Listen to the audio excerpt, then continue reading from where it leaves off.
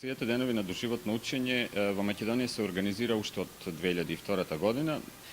Прво се организираше само во Скопје, па некаде од 2004 година наваму се организира и во внатрешноста на територијата на Република Македонија. Во почетокот од 2004 наваму учество земаат работничките универзитети, сега отворени граѓански универзитети за доживотно учење, со своји настани, и оваа година, како и минатите години, учествува и отворениот граѓански универзитет Јоска Свештарот со своји настани, и тоа во 3 дена организирани, значи денес, наредниот петок и на 5 декември е последниот настан. Оваа манифестација во светот е многу популарна, може да се каже, започнува во Америка во почетокот на 90-тите години и во Европа исто при крајот на 90-тите години се расширува. Во региониот исто се организира, во Словенија и Хрватска, да речеме, исто така, во Србија и така натаму. Во Словенија, например, дури 2 пати годишно се организира оваа манифестација и манифестацијата е исполнета со настани, со активности кои се поврзани со образованието од неформален тип претежно, бидејќи доживотното учење се простира најмногу на возрастната популација, се разбира дека тежиштето е ставено токму на повозрастната популација, на неформалниот тип на образование, на информалното учење, и сите тие манифестации кои се организираат имаат за цел да го популаризираат доживотното учење. До сега, значи, во центарот можем да зборуваме од искуствата кои што се во центарот, ние, начално верификуваме програми за неформално образование. До сега се верификувани 66 програми од над 20 институции во 10 градови. Значи, преку нашите обуки има поминато негде околу 300 кандидати кои имаме сознание нели од анализите што ги правиме дека околу 100 се веќе вработени. Која е најчестата популација кога сме пред возраст? Па нема тука правила. Значи нема правила. Сите кои што нели имаат потреба да се дообразуваат или да се преквалификуваат, доквалификуваат, тие се јавуваат на конкурсите кои што се објавуваат нели од страна на проведерите кои што држат неформално образование. И кои се најчестите програми кои ги бираат? Најчесто лични услуги од типот на фризери и козметичари досега. Значи меѓутоа има интерес и за другите. Ние сме тука во својство на покровители и организатори. Оваа манифестација DVV International, тоа се тие германците што ги спомна претходно, ја поддржуваат веќе 12 години.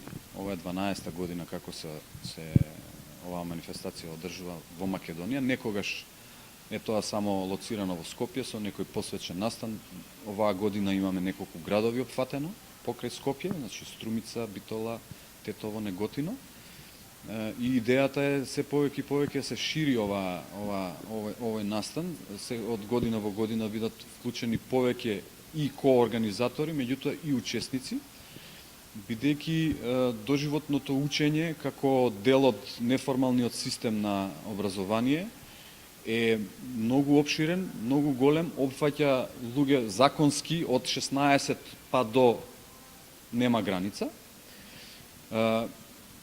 Во поразвиените држави овие настани се цели фестивали, значи тука се излегува на улица, секој покажува кој што во текот на прошлата година научил, па дали сликаат, дали свират инструменти, дали пеат, бидејќи доживотно учење не подразбира само преквалификации, доквалификации за работно место. Тука спаѓаат и разни хобија, нели некои активности кои што луѓето си ги прават за кејф, за мерак.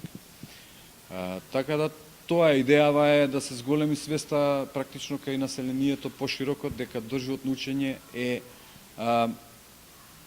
еден дел од образовниот процес кој што сакале ние или не го тераме во текот на целиот живот, меѓутоа во некаква организирана форма, нели, се нуди во нашава држава, дека луѓето кои што прекинале со формалниот процес на образование не значи дека на тоа ниво мора да останат. Постојат можности да си ги дополнат своите знаења, да се устручат во одредена област повеќе од претходно што знаеле, да се дури да си ја сменат професијата ако мислат дека ја погрешиле во формалниот процес на образование.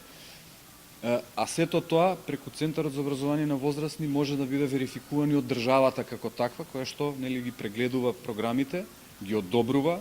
Институциите кои што ги нудат тие обуки, исто така Министерството за образование и наука ги сертифицира како такви дека може да изведат таква обука и на крај сертификатот што го добиваат е со подпис и печат од државата. Значи нешто што е, да кажеме, проверено од државата и одобрено дека човекот што поминал низ процесот на таа обука добива признаена на некој начин диплома. В западните земји е развиено доживотното учење, Многу. Па, ние јако 12 години со ред оваа манифестација постои, сепак некако сме немаме некоја ниво со кое што би можеле да се пофалиме, нели сега во реден тоа со самото тоа што се одвива манифестацијава и воопшто што постојат приватни државни понудувачи на неформално образование и доживотно учење е веќе добар показател, но има многу простор за развој на сета оваа работа. Покрај нели поединците кои што и институциите и фирмите кои што ги нудат овие обуки, нели треба и државата тоа да го помогне со соодветни стратегии, закони, подзаконски акти и така натаму. Се движат работите во таа насока. За наредната година, колку што сум јас известен, веќе треба да се спреми стратегија за образование, за доживотно учење, која што нормално понатака веројатно ќе се нели на некој начин имплементира и целиот тој обем на доживотно учење ќе биде подобро регулиран од страна на државата.